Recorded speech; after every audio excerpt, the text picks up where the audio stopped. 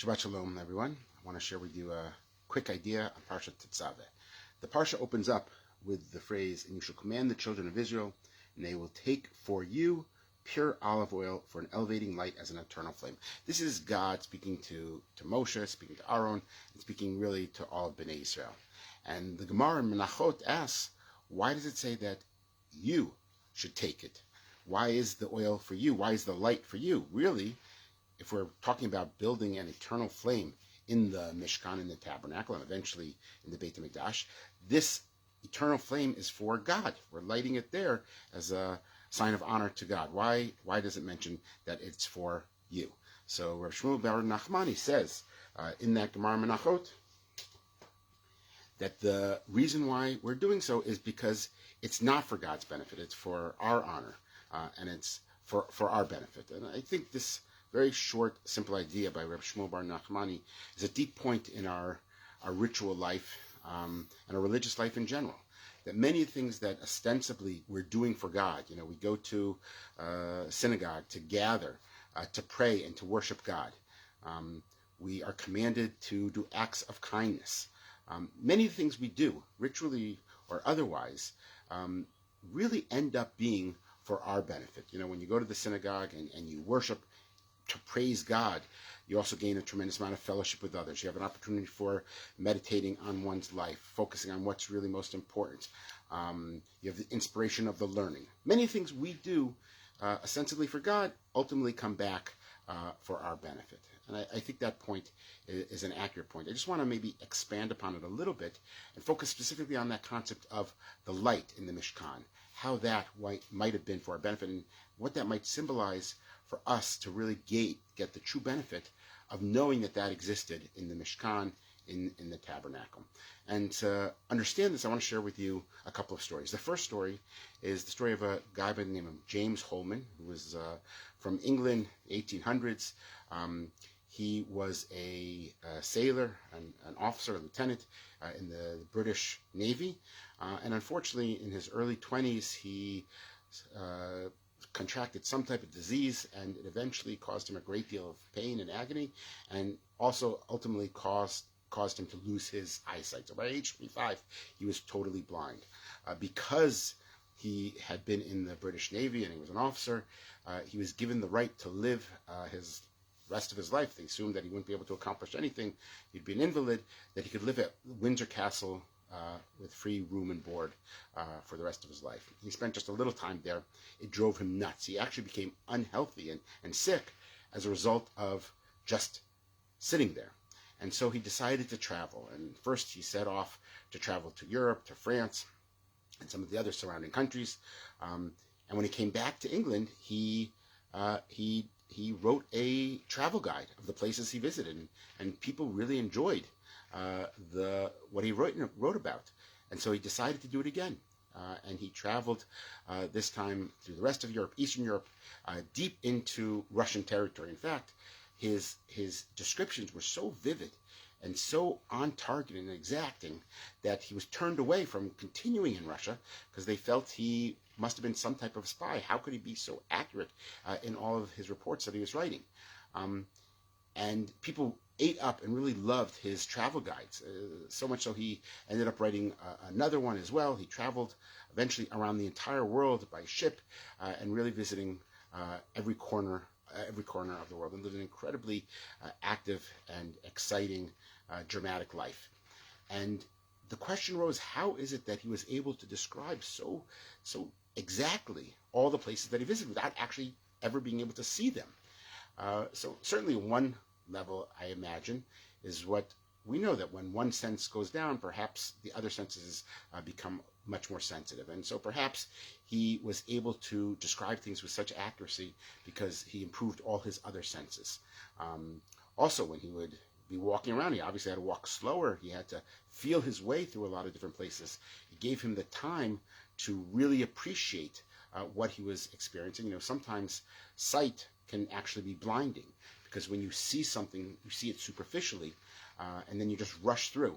And it blinds to you what its real essence is. And he didn't have that problem. Another reason why he writes himself, why he was so accurate in his descriptions is because he spent a lot of time in each of the places he went, and he spoke to hundreds and hundreds of people in order to write his travel guides. And people met with him because he was blind and not able to see. They were willing to sit with him and describe what they saw, and he was then therefore able to share their descriptions from so many different points of view. And the amalgamation of all this just created an incredibly accurate and powerful travel guide that people really, really loved whenever they would read this. And this story in turn reminded me of a story in the Talmud. There is a Mishnah that says that according to Rabbi Yehuda, a blind person does not recite one of the brachot, one of the blessings, before reciting Shema. Now, what is the blessing that perhaps they should not bless? It's the first blessing, which says Yotzer Me'orot, that God is the creator of the luminaries in the sky, the sun, the moon, all the different stars. And it speaks about God's awesome power of creating an infinite universe. The second blessing speaks about God's intimate love. So there's that nice combination. With regards to this first blessing, Rabbi Yehuda says, since the person can't see, a blind person can't see the luminaries that God created, can't benefit from them, so he's not allowed to make a blessing on them. The rabbis attack her and say, well, wait a second, what about the Merkava, the mystical chariot? People have never seen it, but they describe it and they talk about it and they learn about it. And Rabbi Yehuda responds and says, yeah, but that's more of an understanding of the heart. You don't need to see it. But when it comes to the luminaries, the sun, you need to benefit from it. And if you can't see it, if you can't see the stars, if you can't see the beauty of the natural creation, so then you can't make that blessing. The rabbis ultimately reject Rabbi Yehuda's opinion, and they follow Rabbi Yossi's opinion. Rabbi Yossi tells the following story, that he was always bothered by a particular statement in Devarim, in Deuteronomy 28:29. In it, God is cursing a people and says that you will grope about in the noon as a blind person gropes about in complete darkness at nighttime. And Rabbi Yossi says, what does it matter? Why does the verse has to say about a blind person groping around in the darkness at nighttime? It's always darkness for him. Whether it is in the middle of the day or at night, what does it make a difference? Why is that somehow more of a curse that a blind person's groping around at night if he can't see in either time? And he says he pondered this question. He really had a problem understanding this statement in Devarim and Deuteronomy for a long time, until one day he's walking along and it's late at night, it's really very dark, and he sees a blind individual with a torch, and he's walking with this torch. And Rabbi Yossi goes up to him and says, you're blind. Why are you walking around with this torch? It's not going to help you. What's the purpose of that? And the blind person says, yes, I can't see, obviously, but others can see me. And when others see that I'm blind, they also come and help me, and they'll make sure I avoid the thorns and any pits or anything along those lines. And Rabbi Yossi says, so the light benefits the blind person, even if not a direct benefit. The benefit is that others see him, and then they can help him out as well. And I think that idea, that theme, that light is not just for our benefit, but it's also so that others know to look for and are able to see what others are doing. Maybe that's the symbolism that's taking place in the Beit HaMikdash. There's a light there, and obviously it's not for God.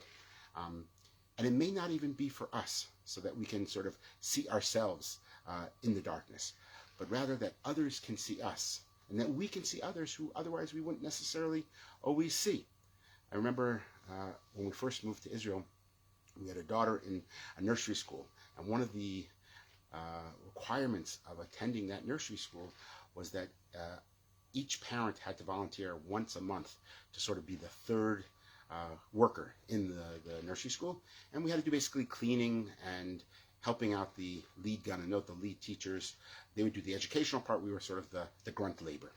And I remember one time all the kids went outside to the playground. They were there with the two teachers, and they told me to sweep. And so I started sweeping, and apparently one of the 2-year-olds ran into the bathroom. They were late. They were just in the process of potty training, and they had an accident. And they came out of the bathroom, and I caught out of the corner of my eye, because this young girl was saying, I made an accident.